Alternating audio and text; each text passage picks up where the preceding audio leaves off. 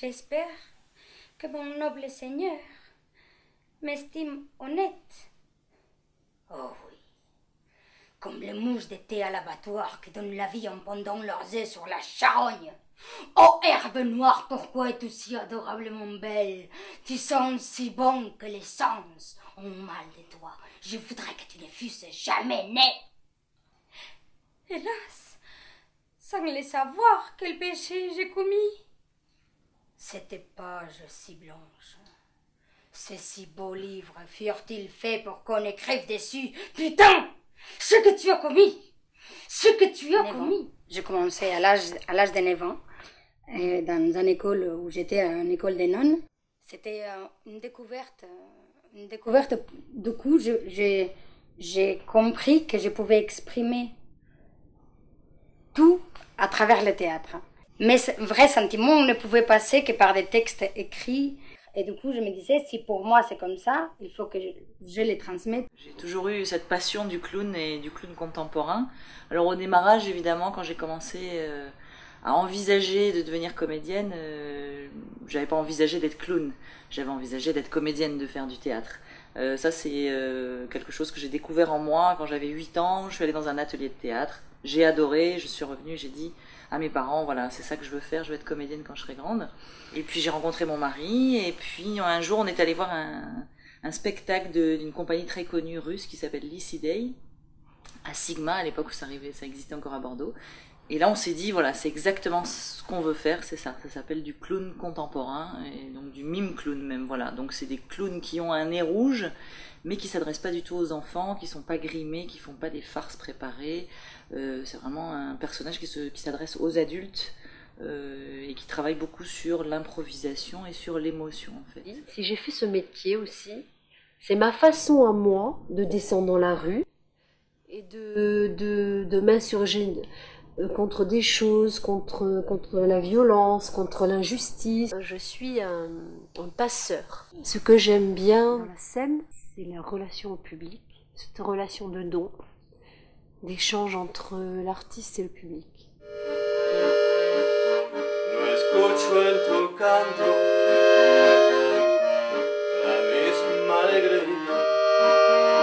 qui m'a motivé, c'est que ces derniers temps, étant musicien, jusqu'à il y a quelques années, étant uniquement, presque exclusivement musicien de groupe, je commençais à m'emmerder en fait. Voilà.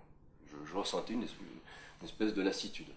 Et le théâtre m'a permis peut-être d'exprimer des choses que j'avais envie d'exprimer aussi. Mon épanouissement personnel se fait à travers les autres. Vous allez entendre en bruit de fond le bruit de la machine à coudre.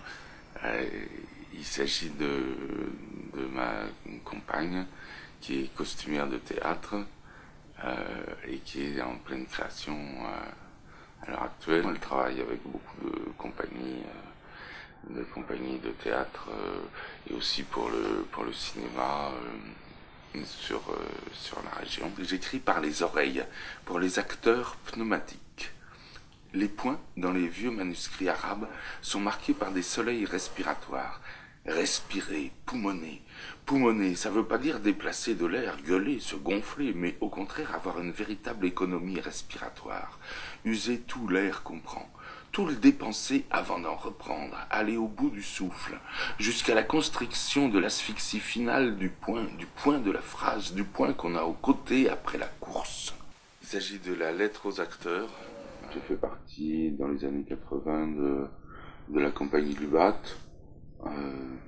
Et puis après, dans les années 90, j'étais directeur de l'orchestre régional de jazz Aquitaine. Et parallèlement, je continue à travailler comme comédien régulièrement. Et puis maintenant, depuis 2000, je suis plus comédien que musicien. Je crois.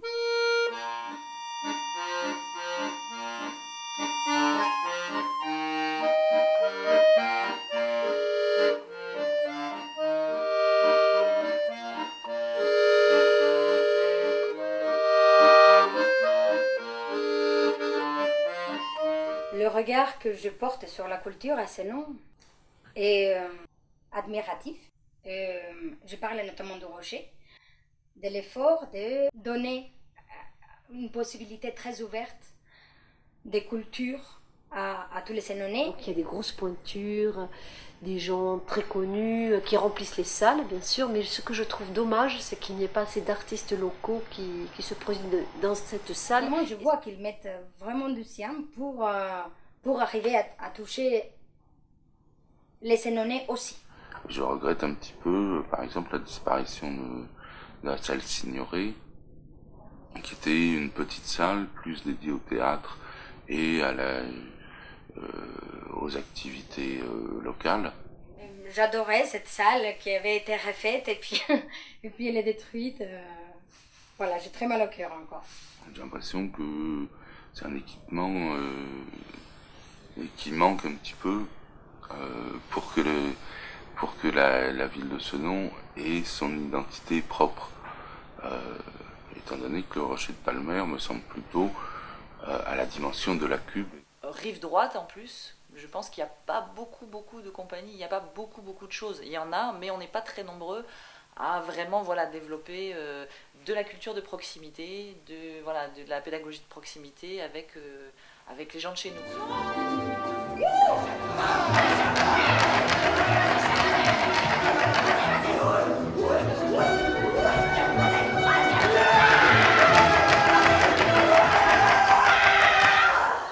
Pour moi, la culture, c'est une nécessité. C'est une façon d'appréhender le monde, c'est une façon d'exprimer des choses, de la violence, de la révolte, au travers d'expressions comme la musique, la danse, le théâtre, les arts plastiques. Et je pense qu'on devrait continuer à utiliser plutôt le mot art pour désigner les arts du spectacle, les arts plastiques.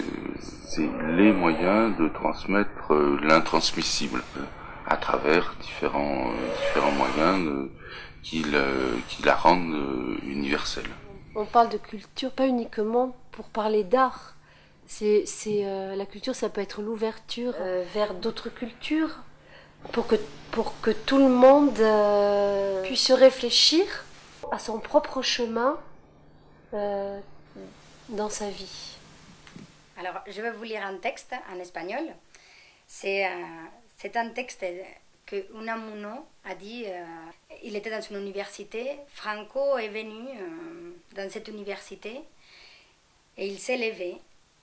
Franco était en train d'envahir l'Espagne et Unamuno, qui était déjà un homme de théâtre très connu et directeur de l'université à ce moment-là, et il dit: Venceréis porque tenéis sobrada fuerza bruta, pero no convenceréis. Para convencer hay que persuadir, y para persuadir necesitáis algo que os falta: razón y derecho a la lucha.